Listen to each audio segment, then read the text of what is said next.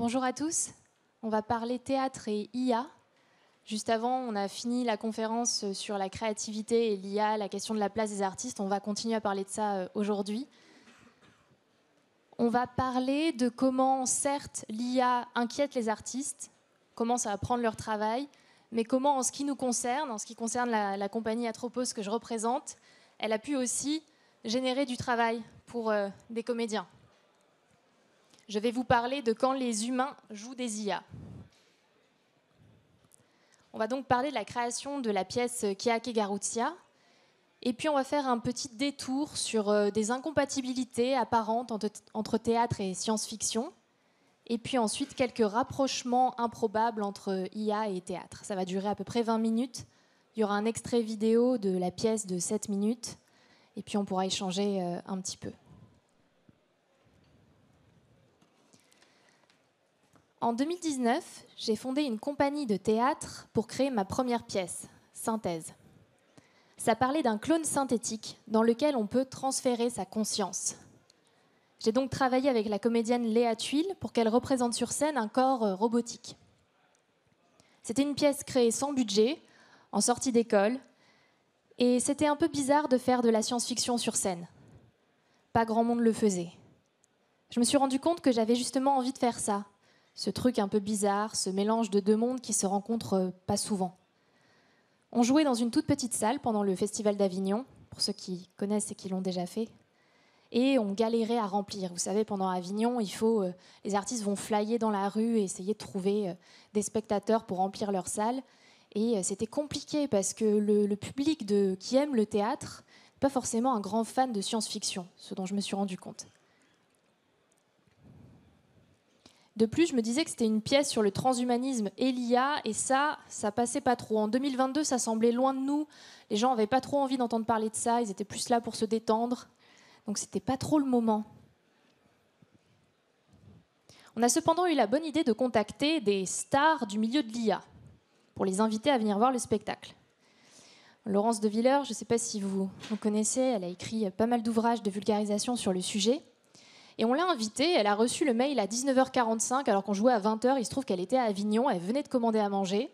Et du coup, elle nous a écrit « Est-ce que je peux arriver en retard ?» Donc elle est arrivée et elle a vu la pièce à partir de l'acte 2. Il se trouve que Laurence, elle avait écrit une pièce avec 2 co-auteurs, et non des moindres, Serge Abitboul, ici présent, et Gilles Dewecq. Alors ils ont eu l'idée d'écrire une pièce de théâtre alors que c'est plutôt des auteurs d'essais, de fiction aussi pour Serge, mais globalement, ce sont des essayistes, des vulgarisateurs, des experts du sujet. Ce ne sont pas des auteurs de théâtre a priori. Mais Serge vous dirait que l'idée est venue d'un repas un peu arrosé d'écrire une pièce de théâtre. Et Gilles disait que c'était aussi souvent, pour eux, le théâtre, le moyen de montrer le caractère absurde et le potentiel comique de notre relation à venir avec ces objets. Pour eux, c'était surtout devenu le moyen de toucher un autre public, de vulgariser autrement et de prendre de la distance avec le regard critique scientifique. Voici donc comment j'ai rencontré Laurence, qui m'a proposé d'intervenir sur la pièce Keake Garuzia. 3 ans plus tard, nous en sommes donc à une 40aine de représentations, dont certaines dans des lieux prestigieux avec une véritable portée politique. Comme la mairie de Paris, on est aussi intervenu à Numérique en commun. Et puis on a fait une date en ouverture d'une année dédiée à l'IA au Conseil économique, social et environnemental. Une aventure qu'on n'avait pas imaginée 1 an plus tôt quand on galérait à remplir notre salle de 30 places à Avignon. Parler d'IA, surtout dans ce moment historique qui a suivi la sortie de ChatGPT, ça a été pour nous un véritable tremplin. La même comédienne qui jouait un robot dans ma pièce Synthèse, Léa, incarne désormais Garuzia, un chatbot qui évolue en 3 personnalités différentes.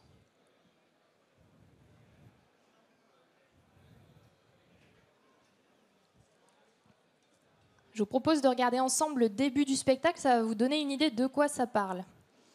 Alors, on va voir si on a le son.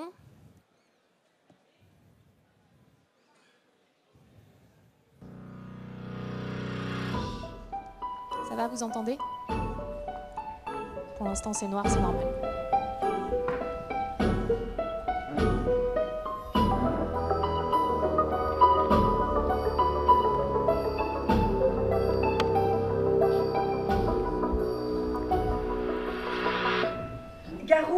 Mon trésor, Concha a-t-elle mangé ce matin? Oui, Orline. Concha a miaulé, bu son lait, ronronné et rôté. Oh, mais c'est merveilleux! Et tu as commandé la vodka? Je crains que ce gredin de Torbia ait fini la bouteille hier. Oui, il a fini celle du bar. Et aussi celle que tu gardais en réserve dans la cuisine. En conséquence de cet état de fait, j'en ai commandé 2. Elles seront livrées avec le reste des courses à 10h50, soit dans 1h22. Il faudrait trouver une autre cachette pour cette seconde bouteille. Enfin, Torbia est un brigand. C'est son métier, et c'est pour ça que je l'aime, tu sais. Oui, tu me l'as dit 724 fois depuis le 1er janvier, 0h, 0 minute, 0 seconde. Eh bien, oublie-le. J'ai l'air surpris la prochaine fois que je te le dis. À propos, tu te souviens que tu as une interview à 11h, soit dans 1h28 sur Radio Riga? Ah bon, je croyais avoir déjà donné cette interview. Non, hier tu étais sur Radio Lagos pour la traduction de La Nuit des Inuits en Yoruba. Mais là c'est pour la traduction de Un amour en Singapour en laiton. Oh! Les laitons! Mais tellement romantique! Et tu as fait le menu pour ce soir? Tu te souviens que Lisbeth vient dîner? Oui, j'ai prévu une souris d'agneau braisée au thym. Oh! Et tu as commandé la souris chez le boucher? Le thym aussi. Ah, et les pommes grenailles? Et les pommes grenailles. Ah, et il reste du Saint-Joseph à la cave? 9 bouteilles. Ah, tu commanderas une glace au pignon de pain, c'est la préférée de Lisbeth. C'est fait. Ah, et le pressing? Tu as fait rapporter ma robe mauve, j'en aurais besoin pour l'interview. L'interview est au téléphone. Garou, je te l'ai dit 100 fois. Pour les interviews, même au téléphone, j'ai besoin de me savoir belle. Je dois être la plus belle femme du monde pour qu'ils m'écoutent. Garou, mon trésor, pourquoi es-tu si triste?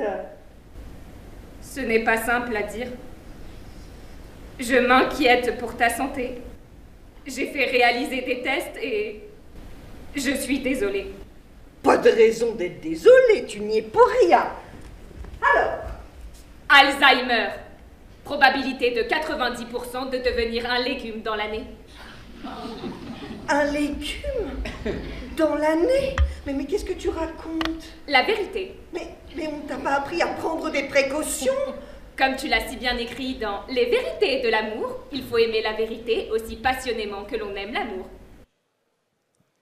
Voilà, donc ce chatbot qui accompagne son humain, qui est son assistant personnel, lui annonce qu'il a Alzheimer. Après tout, c'est lui qui connaît cet humain mieux que personne.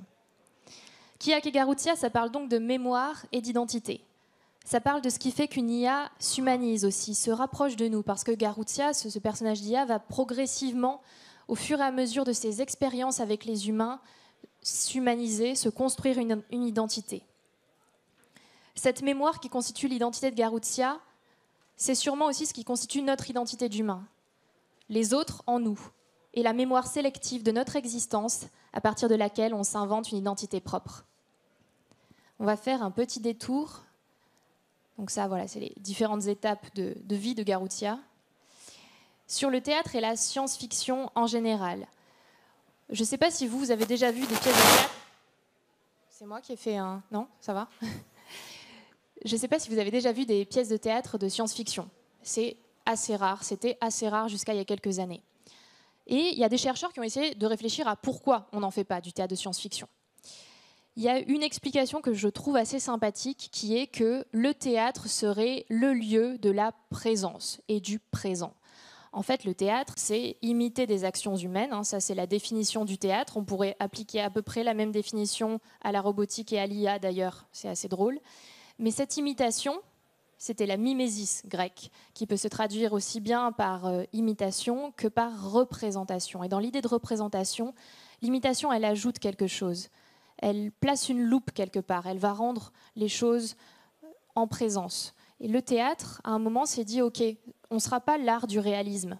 Parce qu'en plus, il y a eu le cinéma, il y a eu la caméra, et depuis, à quoi servirait le théâtre si c'était juste pour représenter des actions de manière réaliste. Donc le théâtre s'est dit, on est l'art de la performance, de l'instantané, de ce qui ne dure pas. Cet art dans lequel ce présent qui nous échappe toujours peut enfin peut-être être touché du doigt. Le théâtre étant l'art du présent, la science-fiction plutôt celui du futur, on peut penser qu'il y aurait une incompatibilité entre les deux. C'est la thèse du chercheur Romain Bionda, dont je vous mets la petite référence en bas. Après, aujourd'hui, dans un monde où la science nous divise, où nous avons besoin de récits sur la science, eh ben, on voit fleurir un théâtre de science-fiction. Alors, je ne sais pas si vous avez entendu parler de Contes et légendes de Joël Pomera. Ça parle de robotique et d'IA. Quand des IA éduquent des enfants dans l'avenir, qu'est-ce que ça peut donner?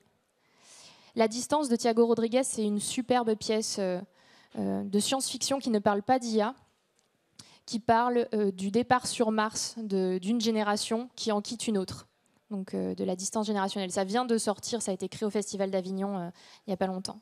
Donc on voit fleurir ce théâtre de science-fiction aujourd'hui. On pourrait aussi évidemment parler de Garutia dont je vous ai parlé.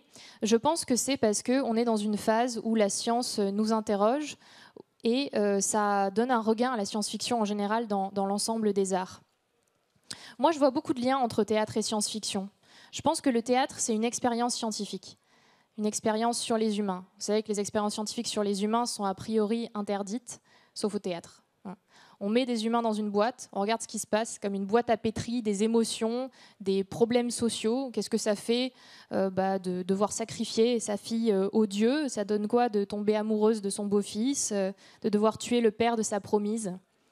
En fait, le théâtre, c'est une expérience scientifique d'une cruauté sans nom. Scientifique, mais qui touche principalement à nous faire expérimenter des émotions extrêmes et des modèles sociaux. Qu'est-ce qui est acceptable ou non socialement? Et justement, dans la science-fiction comme dans le théâtre, il y a une dimension politique énorme. Avec Garutia, on s'en est rendu compte, puisque l'IA étant le sujet politique du moment, on nous a énormément proposé d'interventions comme on m'a proposé aujourd'hui, et j'en suis ravie d'être devant vous. Je vais finir par quelques rapprochements improbables entre théâtre et IA. J'ai un peu fait un détour par la science-fiction en général, je m'en excuse, j'aime bien parler de ça, donc je me suis permis.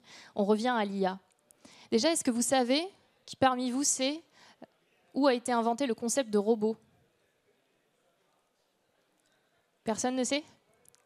Le concept de robot, ça a été inventé au théâtre en 1920 dans une pièce tchèque d'un auteur tchèque qui s'appelle Karel Čapek et qui a mis en scène pour la première fois des robots, et il a créé le mot robot à ce moment-là pour cette pièce à partir du mot tchèque robota qui signifie travail forcé, travail, corvée. Donc voilà un petit rapprochement assez inédit et trop méconnu à mon sens. Il représentait déjà des robots sur scène. Alors ça, c'est pas la pièce de 1920 là, que je vous ai vue au milieu. Je crois que c'est quand la BBC en a fait une captation un peu plus tard dans les années 50. Mais vous voyez que c'était vraiment l'image du robot à l'ancienne. Évidemment, il n'y avait pas de robots sur scène, c'était des humains qui jouaient des robots à l'époque.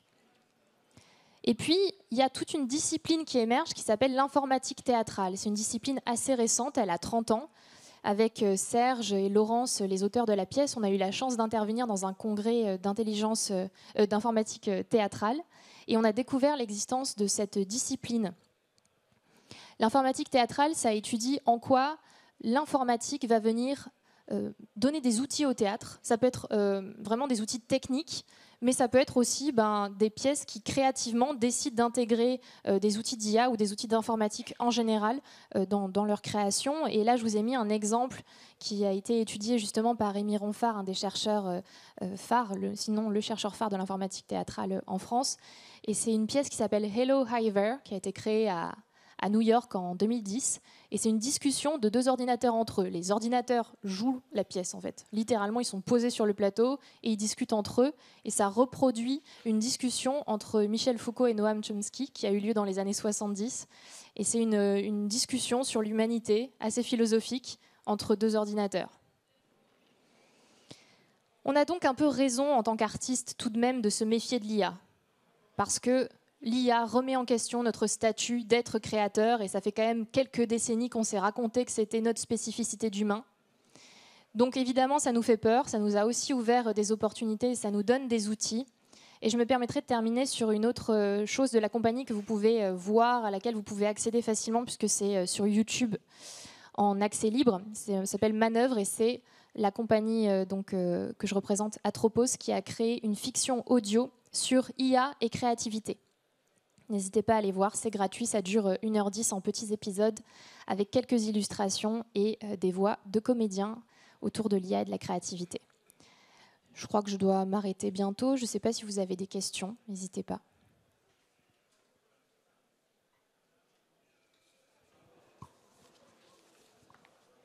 Merci pour votre écoute, en tout cas.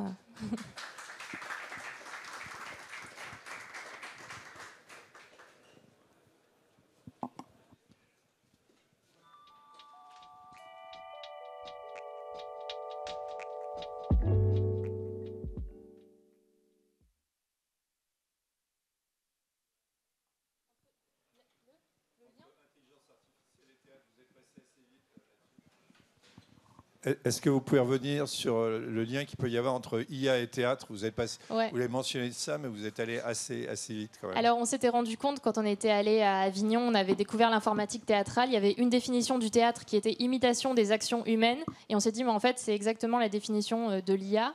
Alors après, effectivement, quand on joue des IA, on imite l'imitation. Et ça crée une espèce de mise en abîme assez amusante. Après, je pense que il y a des différences assez fondamentales parce que l'intelligence artificielle, elle imite des raisonnements humains. Et au théâtre, ce qui est au centre, c'est l'action. On imite des actions. Donc, en fait, c'est vraiment deux dimensions assez parallèles et intéressantes. Et puis, dans le théâtre, il y a cette idée de représenter. On place une loupe, comme je le disais. On n'est pas dans un réalisme total. Et quelque part, l'IA, par contre, elle est orientée aussi dans sa manière d'imiter l'humain. Elle a aussi son orientation propre. Donc, les deux se rejoignent un peu dans cette orientation-là. Est-ce que c'est ça que t'attendais, Serge ? Oui, merci. Tu veux ajouter quelque chose, peut-être ? Non. C'est l'auteur de la pièce Kiaki Garutia dont je vous parlais au début, un des auteurs. Si vous voulez lire le texte, il est disponible aussi. Je vais libérer le plateau. Merci à tous.